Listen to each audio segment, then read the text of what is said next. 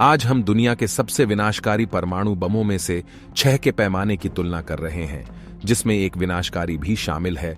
इसे अपने आप को ब्रेस का उपयोग करने के लिए बहुत जोखिम भरा माना जाता है। 15 किलोटन बम है जो 1945 में हिरोशिमा पर गिरा था। लिटिल बॉय के लगभग 80,000 लोगों की मौत का कारण बना और दसियों हजार से अधिक विकिरण के उच्च स्तर को उजागर किया। इससे हिरोशिमा में विस्फोट स्थल के पास का तापमान 300,000 तक पहुंच गया। डिग्री सेल्सियस परिप्रेक्ष्य के लिए जो तापमान निकायों की तुलना में लगभग 300 गुना अधिक गर्म है। ठीक से भयावह ध्वनियों पर अंतिम संस्कार किया जाता है। हम सिर्फ 2017 में शुरू कर रहे हैं। उत्तर कोरिया ने 16 गुना अधिक परमाणु बम विस्फोट किया। हिरोशिमा को तबाह करने वाले की तुलना में शक्तिशाली है, जिसके बारे में कहा जाता है कि उसका वजन लगभग 250 किलोटन ईच है। जहां चीजें थोड़ी मुर्की हो जाती हैं। शोधकर्ताओं को बिल्कुल यकीन नहीं होता कि क्या शक्ति है बम था और उत्तर कोरिया चाय नहीं फैला रहा है, लेकिन उनका अनुमान है कि यह 148 से 328 किलोटन के बीच था। दूसरी ओर अमेरिकी इंटेल समुदाय ने अनुमान लगाया कि यह 140 किलोटन एक चीज थी। यह सुनिश्चित करने के लिए है कि यह दुनिया भर में महसूस किया गया था। गंभीरता से यह बम इतना तीव्र था कि यह लगभग 6.3 की तीव्रता के साथ भूकंप का कारण बना। विस्फोट से ध्वनि तरंगें थीं। शक्तिशाली वे दुनिया भर में सीस्मोमीटर द्वारा उठाए गए थे। अगले अमेरिका के शस्त्रागार में सबसे शक्तिशाली बमों में से एक है B-83। इस परमाणु की उपज लगभग 1.2 मेगाटन TNT है। लेकिन इसका क्या मतलब है कि ठीक है, चलो इसे तोड़ दें।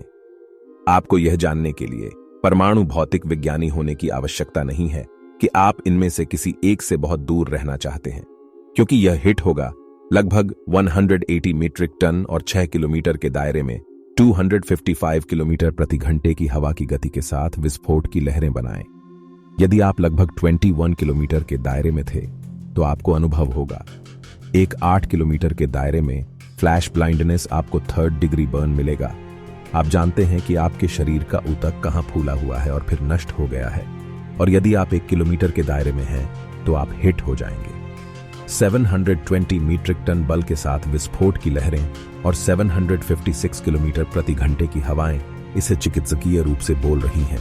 यह चूसना है कि सक्रिय सेवा में लगभग 650 B-83 हैं, ताकि कैसल के बगल में आराम हो। ब्रावो ने अमेरिका द्वारा परीक्षण किए गए सबसे बड़े परमाणु बम को लगभग 15 मेगाटन का एक पंच पैक किया और विस्फोट का अनुमान लगाने वाले शोधकर्ताओं की तुलना में 2.5 गुना अधिक विनाशकारी था। और यह था स्पष्ट रूप से एक समस्या यह है कि यह बम हिरोशिमा रेडियोधर्मी मलबे पर गिराए गए 1000 गुना अधिक शक्तिशाली था।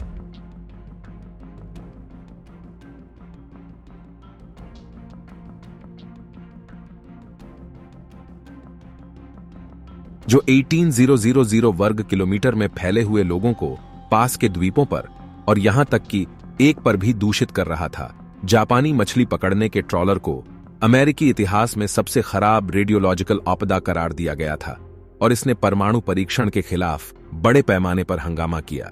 जब आप इस चौंका देने वाले 7.2 किलोमीटर चौड़े 39.6 किलोमीटर ऊंचे मशरूम को देखते हैं, बादल ओह, और इसने समुद्र तल पर लगभग 2000 मीटर चौड़ा और 76 मीटर गहरा एक गड्ढा बनाया, जो बहुत बड़ा है।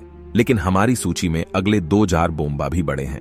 50 आपका औसत बम नहीं था, यह एक हाइड्रोजन बम था और सबसे शक्तिशाली कभी भी इसका परीक्षण किया गया था। 1961 में लगभग 50 मेगाटन की उपज थी।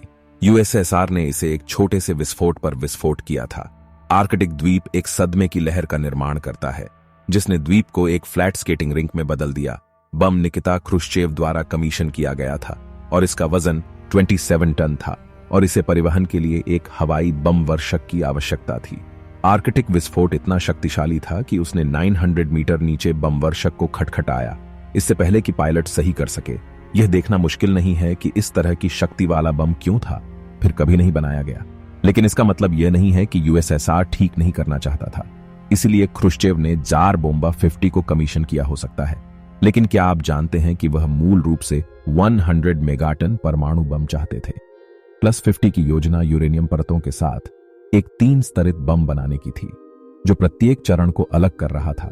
लेकिन बम का परीक्षण भी ओह था, जो कि जोखिम भरा शब्द है। यहां तक कि सोवियत भौतिकविदों को भी बम की चिंता थी। रेडियोधर्मी गिरावट के एक बड़े बादल के साथ यूएसएसआर के पूरे उत्तर को कवर करेगा, और अगर यह पर्याप्त नहीं था तो बम बहुत भारी था, इसलिए इसे मिसाइल पर नहीं रखा जा सकता था या किसी भी विमान के लिए बंधे हुए।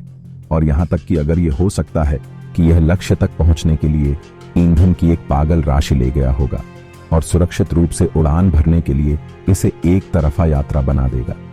किसी भी पायलट को परमाणु पतन से छुपते हुए कब तक अंदर इंतजार करना पड़ता है। यहां पता चलता है कि कैसे जीवित रहना है।